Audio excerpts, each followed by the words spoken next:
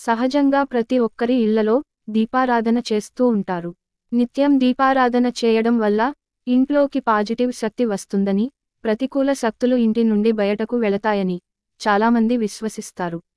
దీపారాధన చేయడం వల్ల పాజిటివ్ ఎనర్జీ రావడమే కాకుండా మీ కష్టాలు, బాధలు, గ్రహ దోషాలు అన్నీ తొలగిపోతాయని పండితులు చెబుతున్నారు. ఇంతకీ దీపారాధనలో ఎలాంటి నూనెలు వాడాలి? ఏ నూనెను వాడితే ఎటువంటి సమస్యలు తొలగిపోతాయి? ప్రత్యేక పూజల సమయంలో ఎలాంటి దీపాలు వెలిగించాలి అనే విషయాల గురించి ఈ వీడియోలో తెలుసుకుందాం. దీపం సాక్షాత్తు భగవంతుని స్వరూపం. మనం ఇంట్లో దేవునికి దీపారాధన చేసినా కొంతమంది తెలియక కొన్ని పొరపాట్లు చేస్తూ ఉంటారు. మరికొందరికి నియమాలు తెలియకపోవచ్చు. ఏ ప్రమిదలో దీపం వెలిగించాలి, దీపారాధనకు ఎలాంటి నూనెను ఉపయోగించాలి అనే విషయంపైన సరైన అవగాహన ఉండదు. పంచలోహాలు, వెండి ప్రమిదలు, మట్టితో చేసిన ప్రమిదల్లో దీపం వెలిగించడం శ్రేయస్కరం.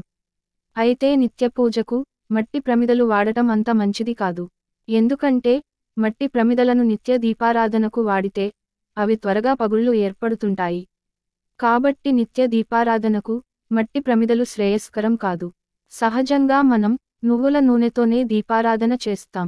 నువ్వుల నూనెతో దీపారాధన చేయడం వల్ల కోరికలు నిదానంగా తీరుతాయని, నువ్వుల నూనెతో దీపారాధన చేయడం శ్రేయస్కరమని చెప్పబడింది. ఇక ఆవు నెయ్యితో దీపారాధన చేస్తే మనసులో ఉన్న ఎటువంటి కోరికలైనా త్వరగా తీరుతాయని పండితులు చెబుతున్నారు. అన్ని నూనెల కంటే ఆవు నెయ్యితో దీపారాధన చాలా మంచిదని చెప్తున్నారు.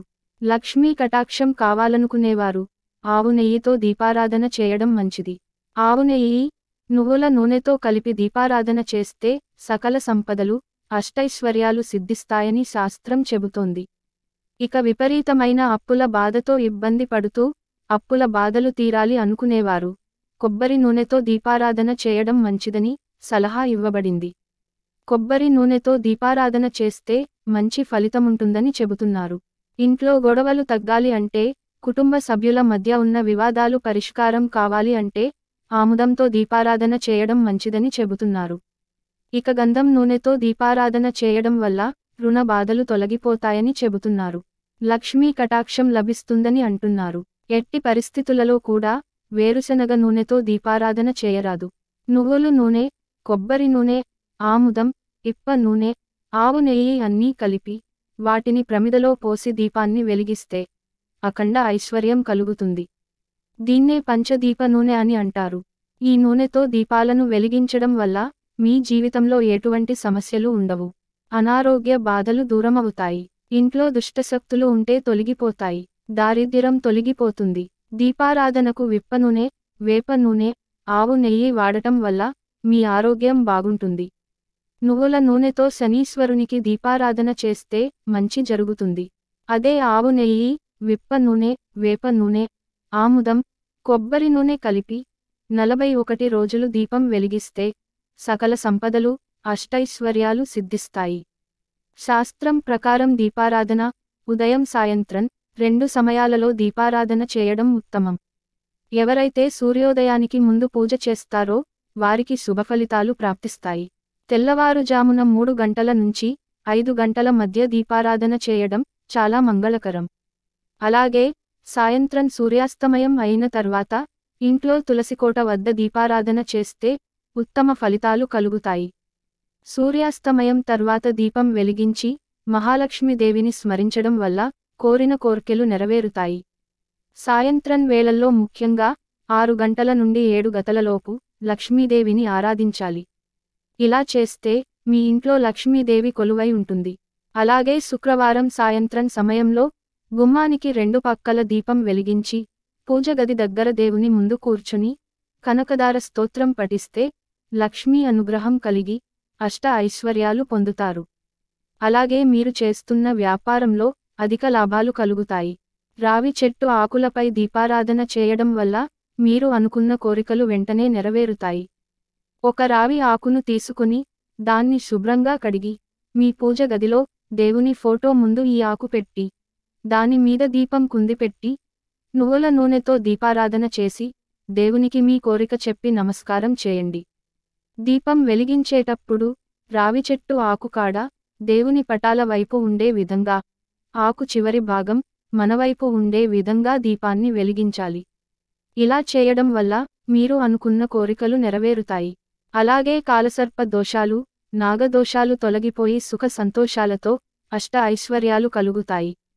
తూర్పు ముఖంగా దీపం వెలిగిస్తే గ్రహదోషాలు, కష్టాలు తొలగిపోయి సంతోషంగా ఉంటారు.